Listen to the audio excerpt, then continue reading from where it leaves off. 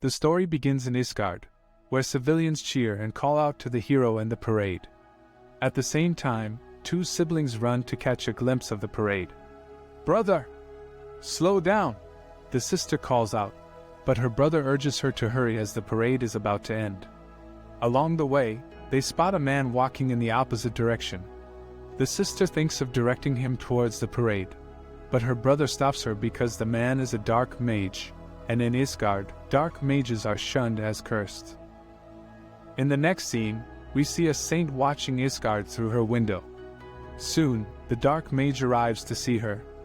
She thanks him and wants to reward him for eliminating the last threat to Isgard, calling him by the name Minold. But he refuses any reward except for what had been promised to him to be sent back to his original world. His real name is Kim In-jun, and he dislikes the saint for assigning him the job of a despised dark mage. Despite his foul-mouthed behavior, Kim has worked hard for the empire behind closed doors. The saint is immensely grateful for his contributions and asks him if he truly wishes to return to his original world. Kim replies with a firm yes. He wants to go back to his original world. He doesn't want to stay here anymore because everyone is using him. However, the saint doesn't want him to go. She implores him to stay for the sake of the empire, promising to reward him for the ill treatment he has received thus far. After hearing the saint's request, Kim asked what she would give him in return. The saint said she would give him whatever he desired, but when Kim requested things from his original world like Korean food, a monstrous PC, specs, and the fastest internet connection, she realized she couldn't fulfill those wishes. Instead, she asked him to ask for something she could give him from Isgard. Soon, the saint realized she couldn't fulfill Kim's desires and prepared for the return ceremony. Kim had not been in this room for a long time, and he had many memories that he did not want to relive.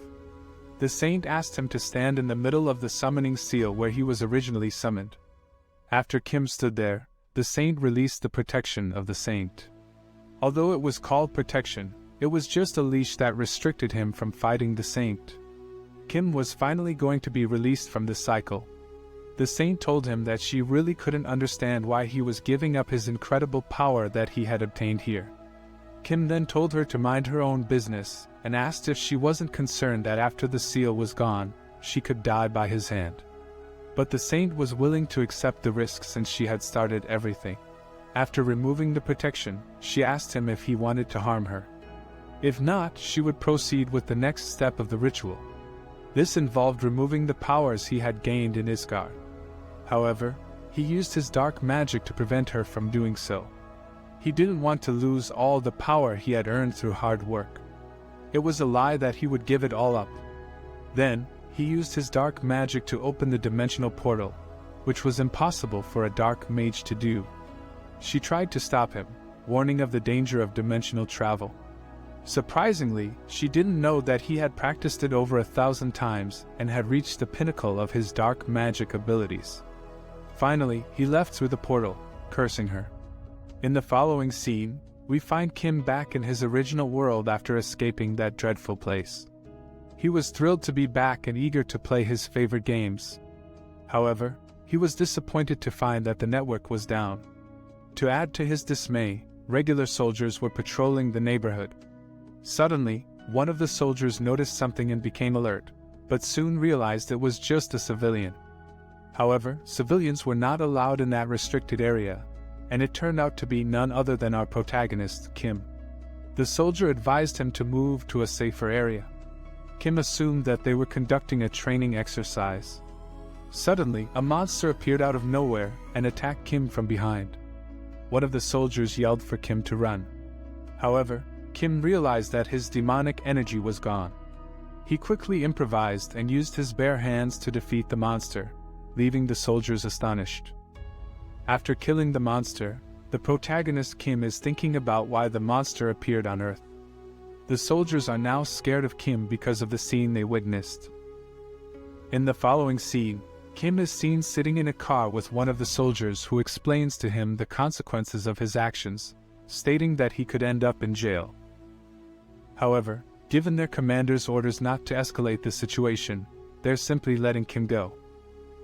Kim tries to explain that he's not aware of the current happenings in Korea due to living abroad, which was an obvious lie as he had been transported to another world. It's then that Kim realizes that Korea isn't the same place he once knew and ponders over the events that might have occurred in the last 2 years.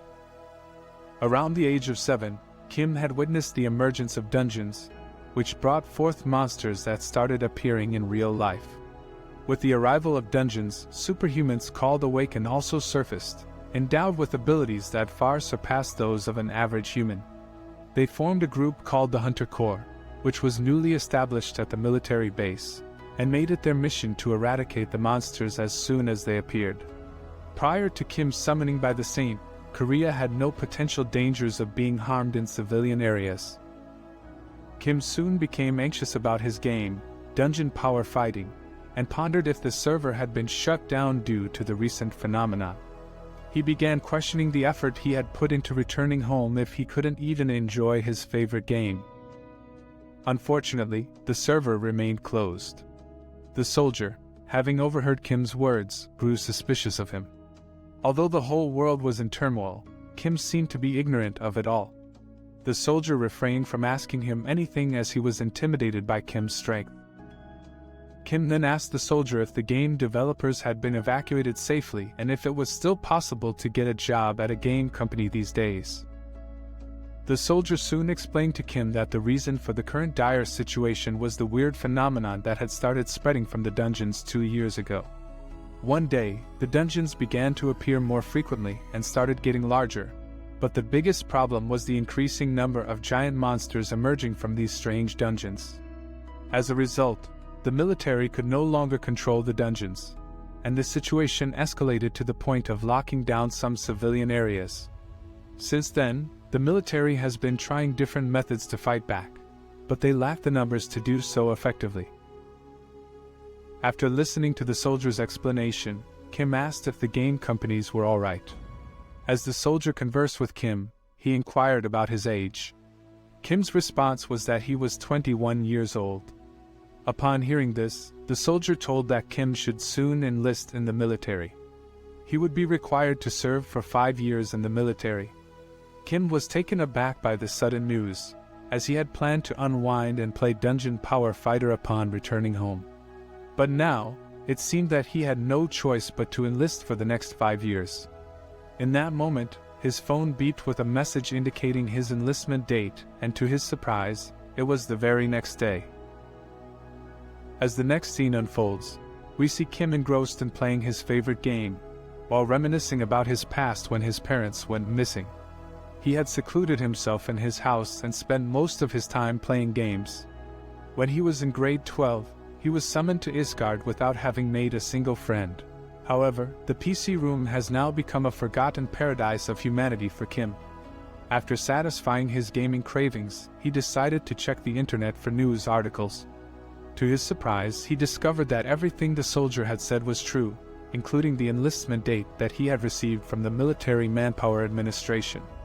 Kim then realized that he would have been able to clear all the dungeons by himself if he had all of his powers from Isgard. Unfortunately, his body is completely depleted of the demonic energy, which is the main source of his dark magic. However, he is not entirely defenseless, and he still believes that he can clear all the dungeons by himself. After contemplating for some time, he resolved to take matters into his own hands and devise a plan to solve this problem.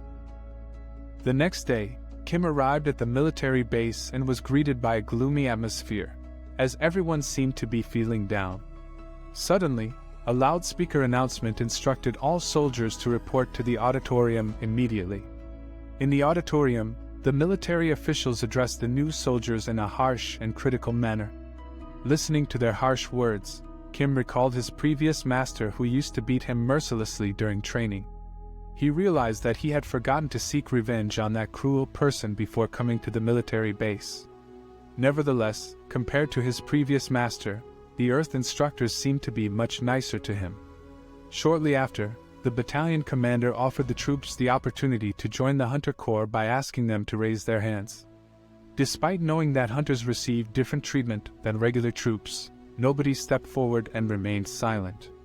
However, one of the instructors spoke up and informed the commander that there was a volunteer. It was none other than protagonist Kim. The instructor then promptly asked Kim to step forward, and he leaped into action, impressively jumping high into the air before landing in front of the commander.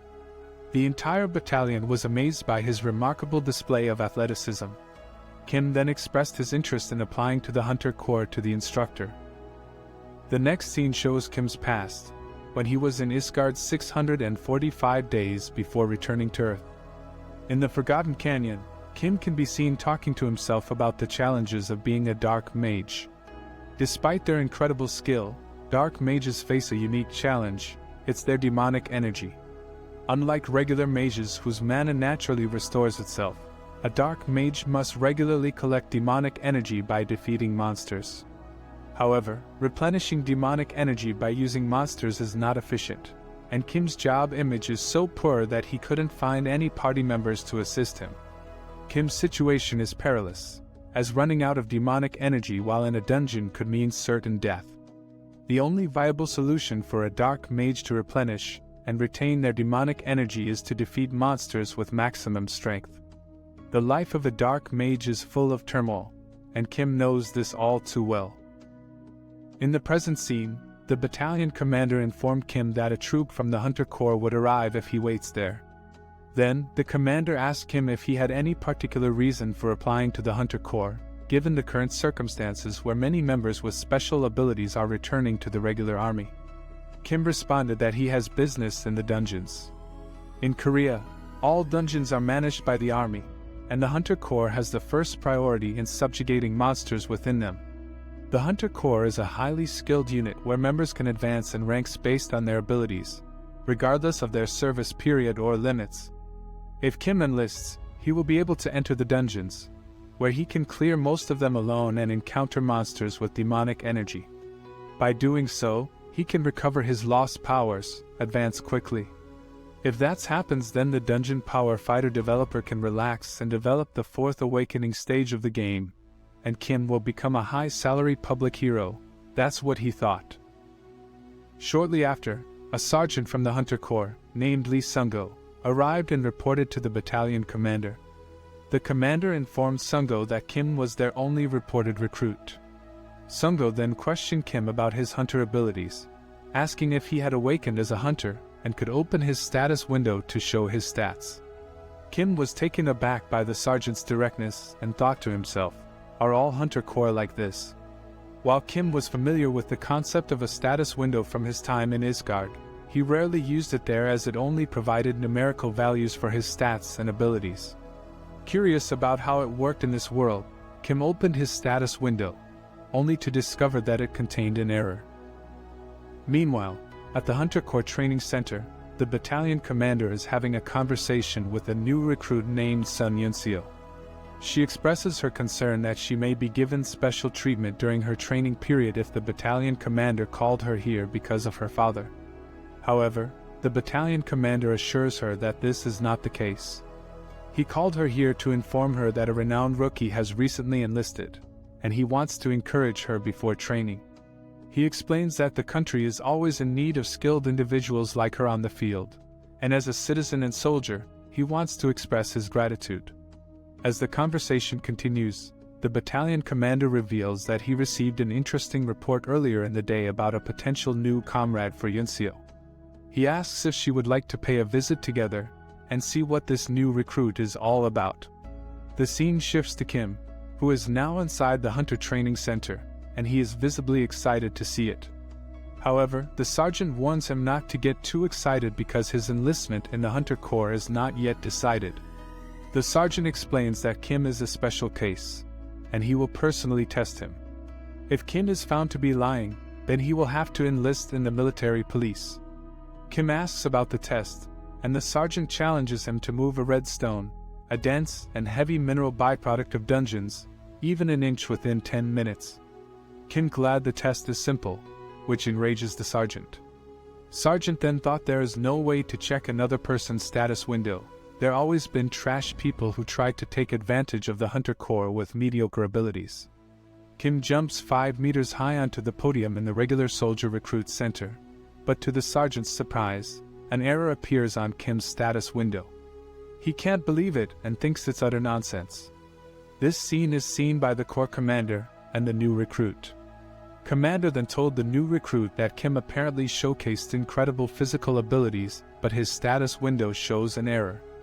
The battalion commander never even heard of such a case. As the training commander of the Hunter Corps, he have high hopes to see how unique this recruit will be. Meanwhile, Kim knew about this stone that was strewn all around Isgard dungeons. This stone is ridiculously heavy mineral, but at this size he can easily push it away. Kim then uses his power to punch the store, thinking it might have some demonic energy in it, but shattered into pieces. Everyone who was watching was stunned because they never thought someone could do the impossible. It had never been done before, and even Sergeant was amazed. He was speechless after seeing the incredible sight. Sergeant admired Kim's monstrous abilities silently, while Kim was curious about why the stone didn't have any demonic energy in it. In the next scene, we meet Na Min-hyuk, who is undergoing running training along with other recruits to join the Hunter Corps. During the training, he realizes that something is not quite right. Although he expected it to be tough, he never anticipated it to be so extreme. The training is unlike anything he has ever experienced before. They have to engage in real battles against enemies and monsters that emerge from the dungeons day and night. The rule is that they have to train for 4 weeks without any breaks, pushing themselves to the limit. The training involves running with sandbags, which is incredibly strenuous as it feels like they are carrying extra weight. Additionally, they must also climb the infamous long stairway of 6,000 steps. During the training, Instructor Sergeant Lee Sung-go constantly bothered and hassled everyone by checking their finishing times.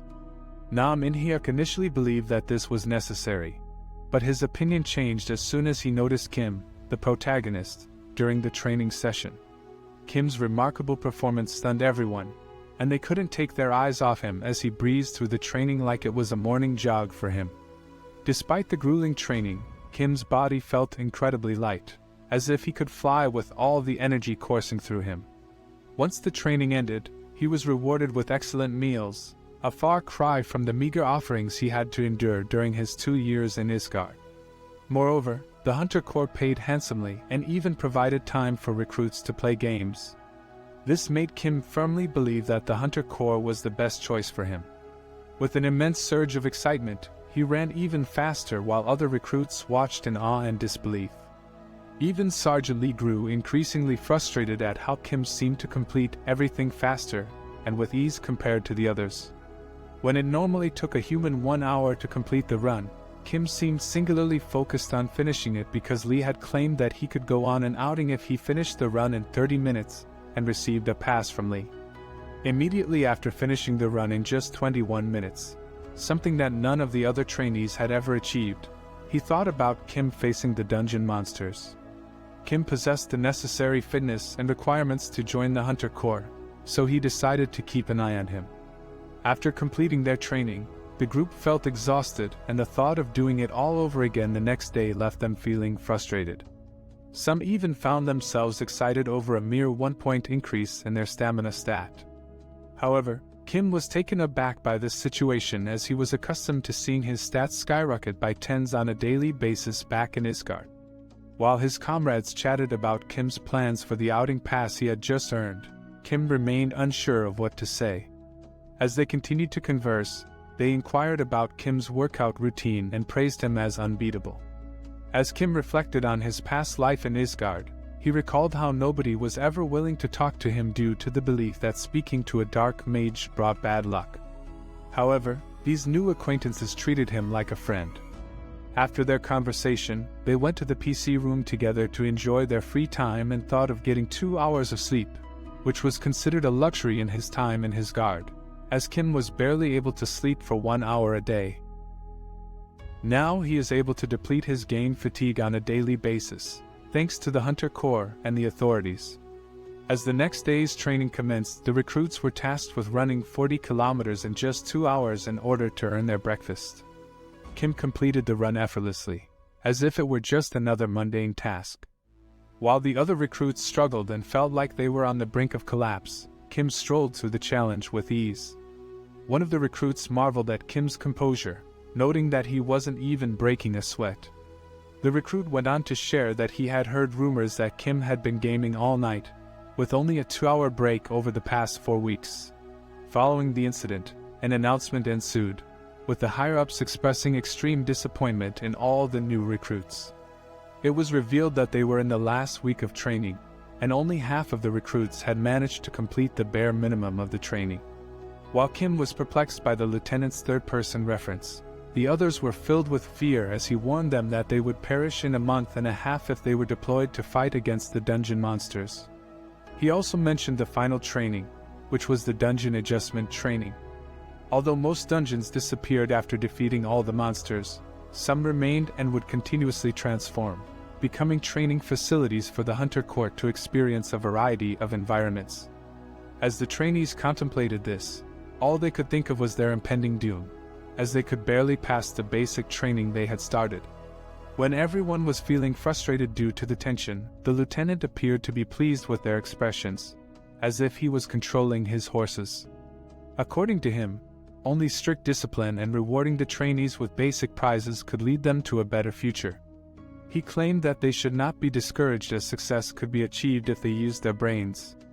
Furthermore, the trainee who achieved the highest points in the examination would be rewarded with a 2-night and 3-day vacation pass to enjoy their free time. The lieutenant thought that his announcement of the vacation pass would lift their spirits, but it failed to affect anyone except for Kim, who was overjoyed to hear the news. The next day, all the trainees were taken in front of a massive dungeon for their final training session. While the group contemplated what awaited them inside, the sudden arrival of a 2.5 truck shocked them. The ensuing dust cloud left everyone disoriented, except for Kim, who managed to keep his footing. As they made eye contact with the truck carriers, filled with unknown entities, confusion spread among the group. Upon closer inspection, it became apparent that the trucks were carrying dungeon hounds. The sight of these dungeon monsters frightened every newcomer at the entrance, except for Kim, who had already faced far worse. While everyone else was busy being petrified, Kim viewed the hounds as nothing more than Maltese or Chihuahuas. As the scared recruits tremble, the lieutenant steps forward and commands them to be strong, reminding them that they will soon face monsters during their final test. Although his words are meant to encourage them, they can't help but feel even more afraid. Undeterred, the lieutenant continues speaking, outlining the rules. They will form a team of 4 recruits and enter the transforming dungeon, with the singular objective of defeating a hound within an hour. To survive the battle against these fearsome beasts, the only rule is to strengthen their core. If they feel scared, they must use their wits and fight with all their might. Although the recruits are frightened, they have no option but to obey their lieutenant's command to hasten their preparations. The groups are formed one by one, and each recruit is outfitted with a Hunter Corps exclusive safety suit designed to safeguard their physical bodies from the hound's attacks. Despite the armor provided by the authorities, the newbies are still anxious, and their legs quiver with fear throughout their preparations. As for Kim, he can't help but think about the cost of the suit, and he dreads wearing it since he can sense everyone's sweat on it, creating a disgusting aura. When he abruptly asks the lieutenant if he can take off the suit, the lieutenant is initially taken aback but then observes Kim's face and calms down. The lieutenant permits Kim to remove the suit but emphasizes that even though Kim may be more skilled than the others, he mustn't be the only one to take out the hounds. Teamwork is essential. As the guys are given knives and other weapons, they discuss how to plan their strategy against the hounds. Kim, however, takes it easy and decides to instruct them on what to do. He shouts out, advising them not to be intimidated when the hounds attack and to grab their legs and snap their backs in half. He continues by saying that if the hounds are still not dead, they should fold their backs in opposite directions and rip them apart, just like tearing apart kimchi while eating. When he finishes his speech, he's the only one amused by his words, while the others stare at him, clueless about what he means. After the lieutenant makes his announcement, Sergeant Lee promptly opens the gates of the 2.5 trucks, allowing the group of hounds to rush inside the transforming dungeon with lightning speed. The new recruits are left puzzled, wondering why the hounds didn't charge at them. Kim takes the initiative to explain that the dungeon is their home, which sparks excitement among the group. Kim can relate to the monster's attachment to their home, having been away from his own for some time. However, the recruit's elation quickly dissipates when the lieutenant approaches them and demands that Kim's group goes in first. When they finally receive clearance to enter the dungeon, Kim expresses his eagerness to remove the heavy armor, which he deems quite filthy. This statement raises eyebrows among his comrades, leaving them uncertain if he is serious or not. Amidst the hardcore training regimen, some instructors are strategically positioned inside the dungeon to oversee the recruits' progress and ensure their well-being. As Kim's team ventures into the dungeon, one of the instructors immediately recognizes him due to the special attention he had received. Kim had demonstrated remarkable prowess in the last 4 weeks, and the instructor wonders if he will continue to dominate the monsters. Meanwhile, Kim evaluates the situation and ponders whether the dungeon hounds are ready to attack. He knows that they are infamous for their impatience, and considers subduing them quickly. However, he acknowledges that doing so could compromise the training process for others. Kim quickly notifies his comrades of the approaching monsters, but they fail to grasp the urgency of his message. Consequently, Kim takes charge, waiting for the monsters to make the first move. He strikes a devastating blow with a powerful punch when one of them enters his combat range. Unfortunately, one of his comrades is having difficulty fighting off the monsters. Kim intervenes, delivering a fatal kick to the hound and shielding his comrade from harm. Kim urges his comrades to fight back against the monsters, emphasizing that fear will only make them vulnerable. Though Kim had been relaxed before, he adopts a more assertive tone to stress the gravity of the situation. Kim observes that the others begin to heed his advice for defeating the monsters, and even the instructors watching from behind the rocks are impressed by his leadership. Retrieving his comrade's head fills the team with elation, as if Kim were a Hunter Corps sergeant who had traveled back in time before enlisting, much like in the novels. Kim not only resolved the crisis with his own physical strength but also displayed exceptional leadership by getting his teammates to cooperate, resulting in the highest score ever achieved. As they exited the dungeon, Kim repeatedly inquired if he would receive the vacation pass, but the instructors were not authorized to disclose that information yet. Kim's frustration with the instructors led him to make a jest, but suddenly, the entire dungeon began to shake violently, as if an earthquake had struck. Kim was quick to acknowledge the truth: the dungeon was transforming on its own. His comrades looked on, bewildered, and one of them asked what would happen next. It soon became apparent that the dungeon was closing on its own, without any outside intervention. After the closure of the dungeon, fear and confusion spread amongst the group, as they questioned what could have caused it to happen with over a month still left before the internal structure was set to change. The instructors swiftly took action by evacuating the new recruits to a safer location and reassuring them that the closure was an unexpected occurrence. They informed them that they would wait for an hour in their current spot to see if the dungeon entrance would open again, as per the manual. The instructors expressed confidence that the Hunter Corps were also assessing the situation from outside and that the lieutenant would take the necessary steps to address the issue. Thus, they advised the recruits to remain calm and wait patiently without worrying. Kim's perspective differs from the rest because the Hunter Corps chose to train in this dungeon with the confidence that it wouldn't face any unexpected situations like the current one. The sudden closure of the dungeon entrance, which was always open, seems ominous to him. As he observes the instructors, he senses their tension and anxiety. If, as Kim suspects, the dungeon has turned into an enclosed dungeon, then it may pose a greater challenge to defeat. However, despite the complexity of the situation, he remains optimistic since he is present to lend his assistance. Both of the instructors believe that this is the worst-case scenario because the dungeon has now transformed into an enclosed dungeon. When a dungeon entrance disappears, there are typically two instances. The first is when the dungeon dissipates naturally after defeating it, and the second is the enclosed dungeon case where the portal gate vanishes upon an outsider entering. Since they were in the dungeon, while it transformed into an enclosed dungeon, it's reasonable for the gate to have disappeared. Additionally, there will likely be multiple monsters to contend with since every single one must be defeated to exit an enclosed dungeon. Consequently, it's unlikely that the instructors can offer any assistance from outside. With 4 recruits who have no real battle experience, and 2 instructors, they all have to clear this dungeon. As expected, since the instructors informed them of their situation, they've all tensed up. They don't know which monsters have appeared, and if they're unlucky, this could be the end for all of them. But it's not like they can just sit still. They have to keep moving while they still have most of their strength. At this rate, they'll be completely annihilated even if they face goblins, since it would take more than 10 minutes for an instructor to take down one. The most successful and realistic plan of action would be to utilize the protective suits that the recruits have equipped.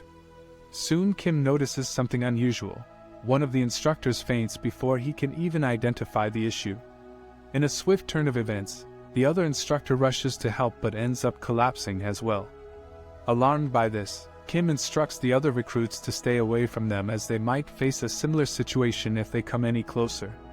As he picks up a familiar scent, Kim tosses both instructors to the recruits and instructs them to stay by the exit and not follow him. Despite this, one of the recruits asks where he is going and pleads with him to stop, as it could be dangerous.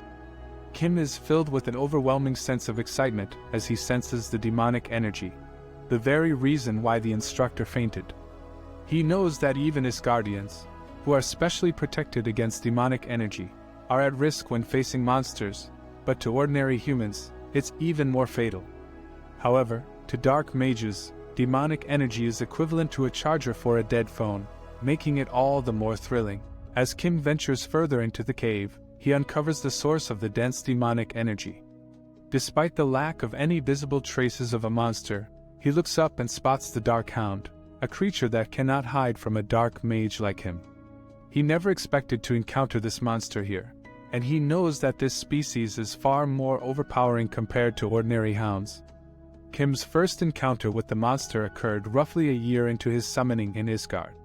To his dismay, he found himself face to face with a creature he had never seen before in any monster guide on Earth. Without hesitation, he tried to attack it, unaware of the danger that lurked before him. The Dark Hound wasted no time in retaliating and lunged at Kim, but he managed to defend himself by delivering a powerful punch that killed the monster instantly. Despite its demise, the Dark Hound's death unleashed an overwhelming amount of demonic energy, which explained why they were notoriously difficult to defeat. Their venomous blood proved fatal to ordinary humans, causing their skin to rot upon contact.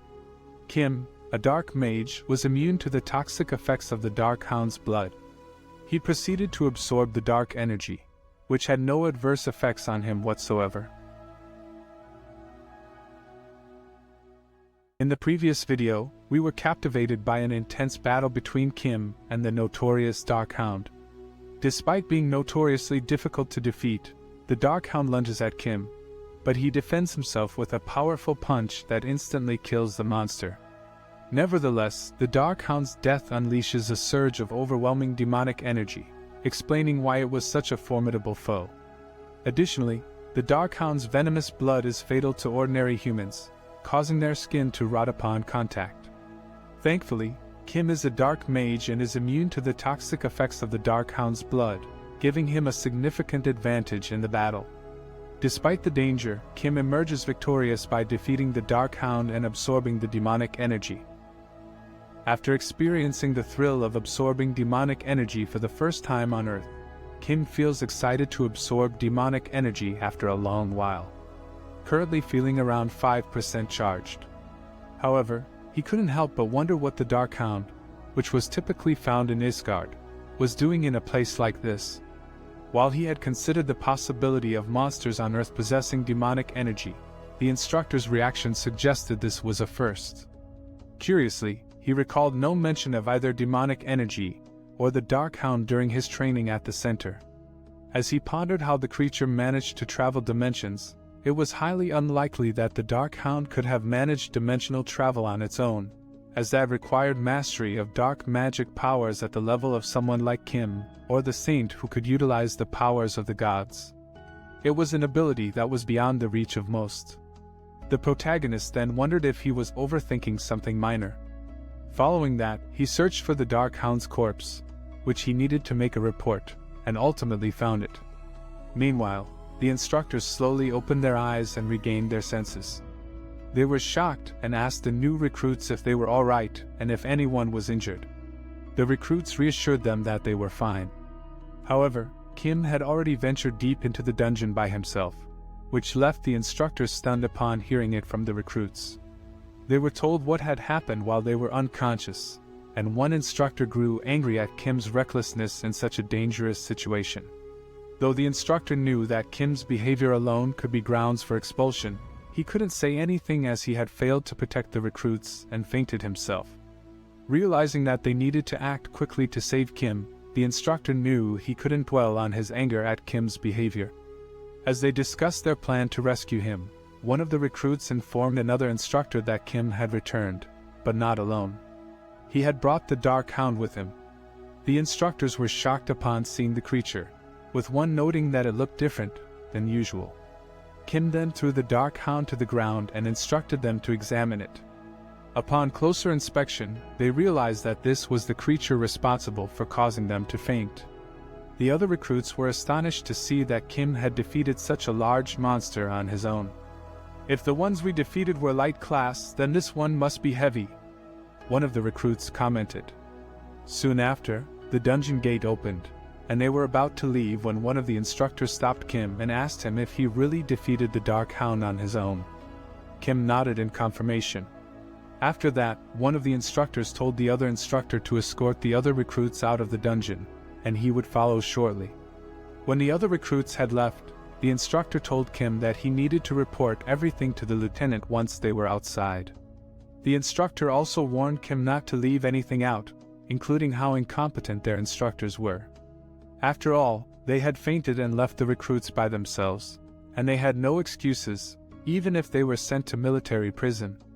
The instructor then thanked Kim, saying that because of him, everyone was safe, and he really appreciated it. Kim felt embarrassed by the praise. The instructor then told Kim that they should go back. The instructor didn't know how to report the cause of unconsciousness, and they needed to find out what had caused it. After receiving these compliments during the last week of training, Kim was feeling happy. But as he was about to leave, a status window appeared before his eyes indicating that an error had been fixed. Kim was shocked to see it, and wondered what kind of error it was. As he examined his status window, he found something ridiculous and stupid written on it, not just in this world but also in Isgard. The mention in his status window revealed that he was the founder of the Lumi Nuna is my favorite character cult. Kim was confused and wondered why it was even there. Lumi is a character from Dungeon Power Fighter, and when Kim reached the peak of his dark magic powers in Isgard, he created that cult as a joke to get rid of the fanatics who followed him around like stalkers. However, it only created more fanatics in the end. Soon after, Kim realized that his stats were much worse than he had expected, and it looked like he had become significantly weaker. Upon his return, he noticed that all of his demonic energy was gone, and he somewhat expected another penalty for dimensional travel. However, from his endless list of skills, only one remained. It's the corruption skill, and it was ranked low at E. Kim couldn't help but think that the effect of this corruption skill was probably just a stomach ache. He thought to himself, "Shit, it's not like this is a third-rate novel. It's so absurd it makes me want to vomit." Kim then thought about his current situation and realized that he cannot achieve his objectives with his current weakened state. However, he remembered that he had reached the peak of his dark magic powers in Isgard before and believed that he could do it again. His top priority now was to recover his power as soon as possible to help the game company, who are facing development delays due to the monsters. Kim was confident that he could overcome this challenge, as it was nothing compared to the difficult times he had endured in Isgard. With determination, he left the dungeon gate, telling the game company to just wait for him. Soon after on that day, the entire training center was in utter chaos over the fact that a dungeon gate had closed while training was in session. The lieutenant had not given clear orders, and a mere recruit had managed to defeat a new species of monster, while the instructors were unable to do anything. Due to this unprecedented series of events, the recruits who should have received private ranks and enjoyed their freedom until dispatch, were now on standby. In the next scene, the group of newbie recruits were huddled together, discussing the unfortunate turn of events that had led them to be stuck on standby. Some of them began to wonder if they were cursed, to which one of the recruits turned to Kim's teammate and asked if the rumors about Kim catching a hound by himself were true. Kim's teammate confirmed that it was indeed true, recalling that the hound was massive and had even been mistaken for a cow at first glance. The recruits marveled at Kim's bravery and skill, speculating that he could potentially rise through the ranks and become a sergeant in just 2 years. However, the conversation soon turned to the reality of the Hunter Corps advancement exam, which was notoriously difficult. Many of the recruits would likely only make it to the rank of corporal, even if they stayed for the full 5 years. In fact, there were even some hunters who were discharged at the rank of private first class. The recruits couldn't help but feel a twinge of uncertainty and fear, wondering what their own futures in the Hunter Corps would hold. The scene then shifted to the protagonist, who was seen reporting to the Hunter Corps commander.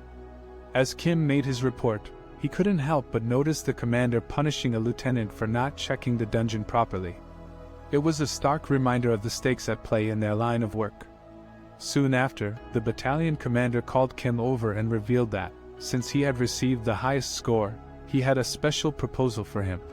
The commander asked if Kim was interested in hearing it. In the following moment, the battalion commander regards Kim as a crane among a flock of chickens, a well-known idiom used to portray an individual who is exceptional and stands out from the rest. It's not every day that one comes across such a remarkable person, and Kim undoubtedly fits that description. He possesses an extraordinary set of skills that are a true spectacle to witness. Finding such a rare talent in the world is a difficult feat, and it would be a national loss if someone like him were to join the regular ranks. Despite the pressing need for additional personnel, rules dictate that privates cannot take promotion exams for another year. However, there may be a solution for Kim if he volunteers to join the Hunter Corps in Chowan of Gangwon-do. As the training commander, the battalion commander has the authority to grant exceptions and will do so for Kim, which means he won't have to wait for a year. The prospect of joining the invincible hunter squad in Chowan may seem daunting to some, but for someone as talented as Kim Min-jun, it should be a walk in the park. However, it seems that the promotion exception alone isn't enough for Kim, and he must go to Chowan to expedite his promotion. This region is known for its extreme conditions, with freezing weather and constant snowfall. It's also notorious for the appearance of dungeons and monsters, making it the most extreme front line. Despite the challenges, Kim is more than capable of rising to the occasion. Kim believes that if he can advance, the location of his deployment becomes irrelevant. Being granted a promotion exception would be ideal, and the abundance of dungeons in the 104th Division makes it the perfect place for him to improve his skills. He sees this as an opportunity he can't afford to miss. Kim is determined to rise through the ranks, and he's well aware that the higher his rank, the broader his scope of activities. His plan is to excel in dungeon subjugation and advance party missions, since there's no better way to get promoted than to achieve success in these areas. Despite the warnings from his comrades, Kim volunteers to go to Chowan, which is considered the most extreme front line due to its unforgiving weather, frequent snow, and sudden appearance of monsters and dungeons. When the battalion commander hears of Kim's decision, he's shocked but also impressed by his determination. As they departed for their respective bases, one of the recruits told Kim to contact him once he arrived. The recruit couldn't understand why Kim would volunteer for a place that everyone else wanted to avoid, but Kim simply replied that his goals were beyond their comprehension. Kim found himself alone soon after, but his solitude was short-lived as a massive truck arrived to pick him up. Minji, a member of the 104th Hunter Division, was there to receive him. Minji apologized for the delay caused by the snow and informed Kim that they were headed to the squad. Kim climbed into the back of the truck, wondering if he was really starting his life as a soldier. He was prepared for the challenges that lay ahead, such as tough training and frequent battles with monsters. However, there was one thing he was worried about: hazing. Kim wasn't sure if he could handle it right now, but he knew he had no choice but to endure it. If he were to strike a superior even once, he could end up in military prison as a regular soldier. It was a risk he couldn't afford to take.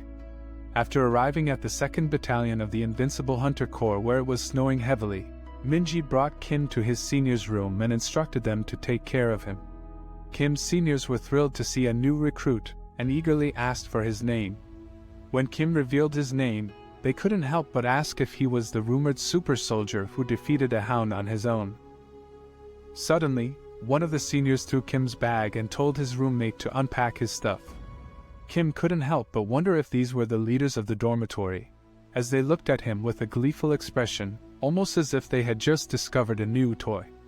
Despite feeling uneasy about the situation, Kim knew he would have to endure whatever hazing they had in store for him if he wanted to succeed in the military. One of the senior members approached Kim and asked him why he chose to come to the front, even though he could have gone to the rear if his scores were good. Kim replied by stating that he had heard that the front line was the best place to gain real experience, and the fastest way to advance in his career. The senior member then asked Kim to showcase his talent. At this point, Kim wondered if displaying his talent would make any difference, but he decided to go ahead and show them his skills anyway. Kim told his seniors that he would demonstrate his ability to do one-finger push-ups. Initially, one of the senior members became angry, stating that they could do that all day long. However, another senior member encouraged Kim to show his talent. After witnessing Kim's one-finger push-up, they were amazed to find out that he was actually performing a one-finger vertical push-up. As they watched Kim perform his impressive one-finger push-up, one of the senior members turned to the other and asked if they had anyone in their platoon who could do the same. The second senior member responded, suggesting that Sergeant Lee Sungo might be capable of such a feat. Coincidentally, at that very moment, Sergeant Lee Sungo entered the room and rudely dismissed the group, telling them to leave. Kim immediately recognized the sergeant's voice, realizing that it was indeed Sergeant Lee Sungo. The sudden interruption by Sergeant Lee Sungo left the readers wondering what might happen next. Perhaps he had other plans for Kim and the other soldiers, or maybe he was simply not pleased with their activities. Whatever the reason, the readers were left with a sense of anticipation and uncertainty as to what would happen next. As the chapter came to a close, it was clear that the story was far from over, and there were many more twists and turns to come. As Sergeant Lee entered the room, he was greeted by some of Kim's seniors who questioned why he was pretending to be exhausted when he was just dispatched as an instructor. One of them even insinuated that he earned a vacation for tormenting kids and asked how many days he got this time. Angered by their accusations, Sergeant Lee responded firmly, "I got 4 days, okay? Stop pestering and leave me alone." However, one of the seniors retorted that he was such a party pooper that they were going to leave anyway. Another senior even went so far as to insult him, calling him a son of a bitch and his finger at him. Despite feeling provoked, Sergeant Lee knew that he couldn't beat them up and told himself to stay calm. Finally, the seniors left, and Kim thought to himself that they had finally gone. Soon after, Sergeant Lee lay in his bed, scrolling through a video on his phone that showed the volcanic dungeons and the constant damage caused by their naturally high temperature. As Sergeant Lee watched, Kim couldn't help but think about the vast difference in ranks, even in such a tiny space, and how it's not like the 80s anymore.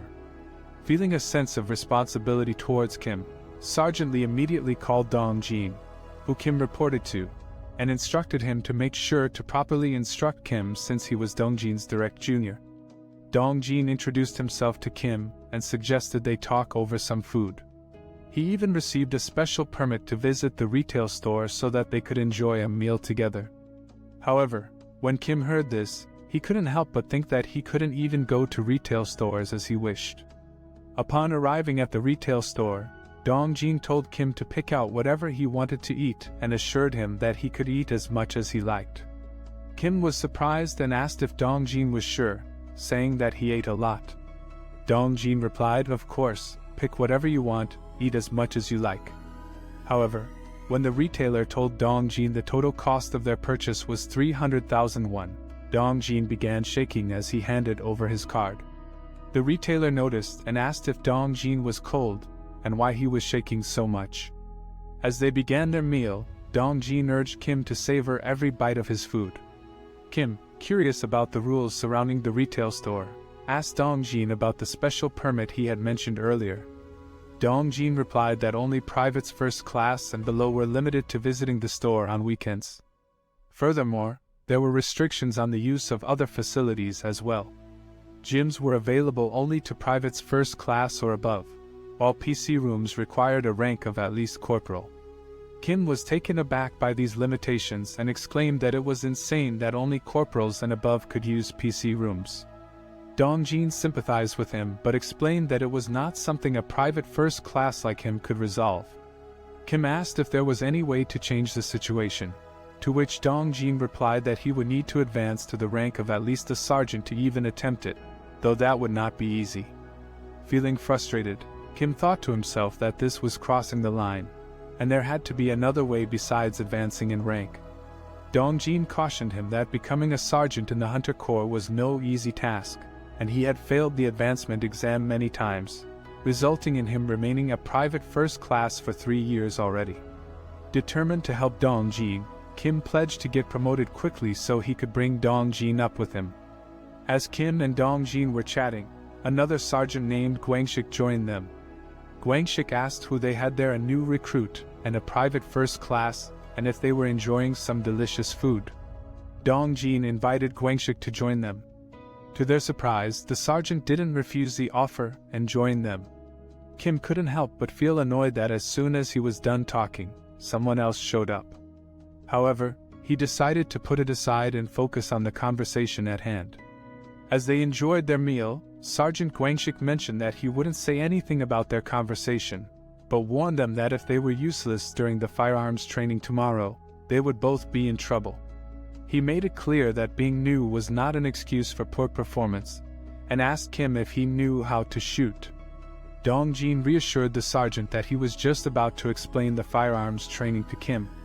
He explained that it was a bit different at their base compared to other places. As Sergeant Guangshik questioned Dong Jin about his performance, he asked if he had overstepped his boundaries and if Dong Jin thought he was overly concerned. Dong Jin quickly replied with an apology, and assured the sergeant that he had not overstepped his boundaries. Sergeant Guangshik continued to question Dong Jin, asking why he was still a private first class if he was doing so well. He wondered if Dong Jin thinks all of the advancement examiners were stupid. Kim couldn't help but think to himself that the sergeant was a pain in the ass. He decided to take matters into his own hands, and used his dark magic power on the sergeant. As a result, Sergeant Guangshik suddenly felt uncomfortable and started to inspect the food, wondering if it was expired. Dong Jin noticed the sudden change in the sergeant's behavior, and asked if everything was okay. The sergeant brushed it off, insisting that it was nothing, and quickly left the area.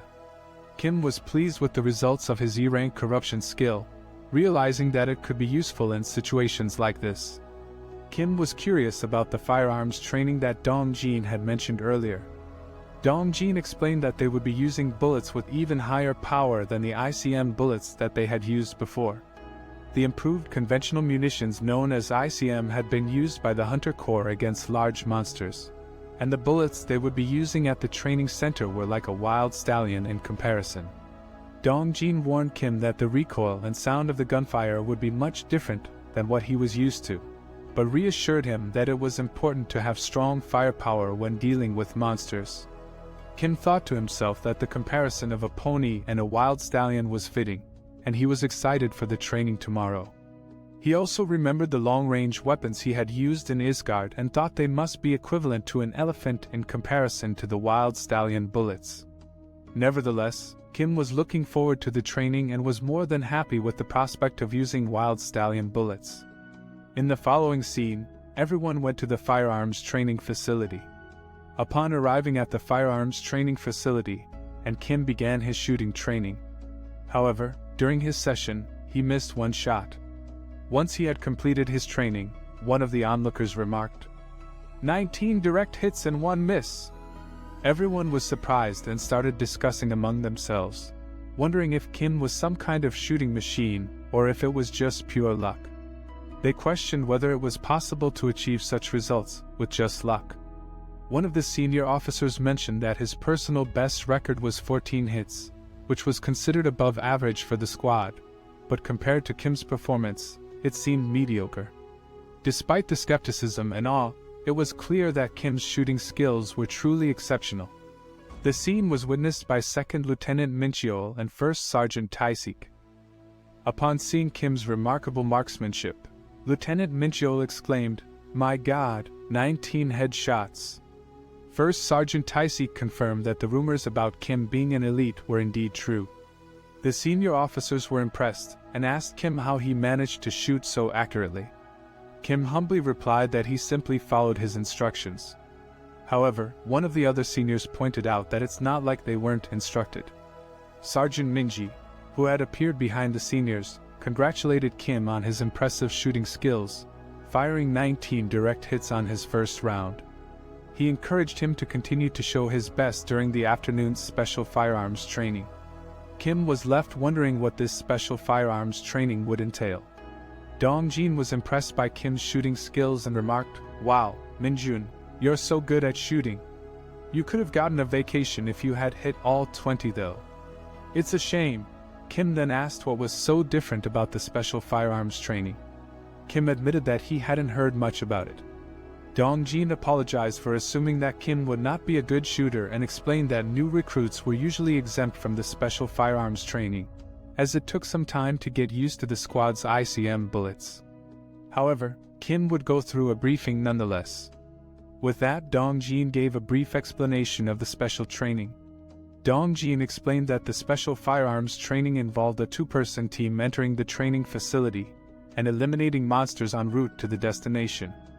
Although these monsters were not highly dangerous, Kim would be dealing with moving targets and must be ready to counter their attacks.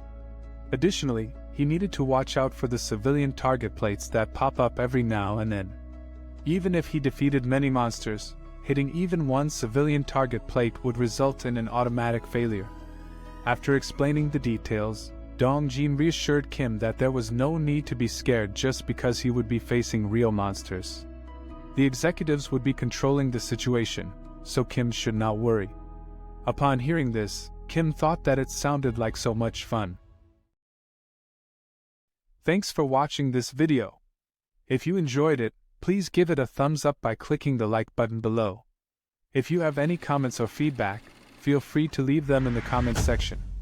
And if you want to see more videos like this, make sure to hit the subscribe button and turn on notifications so you don't miss out on any future uploads.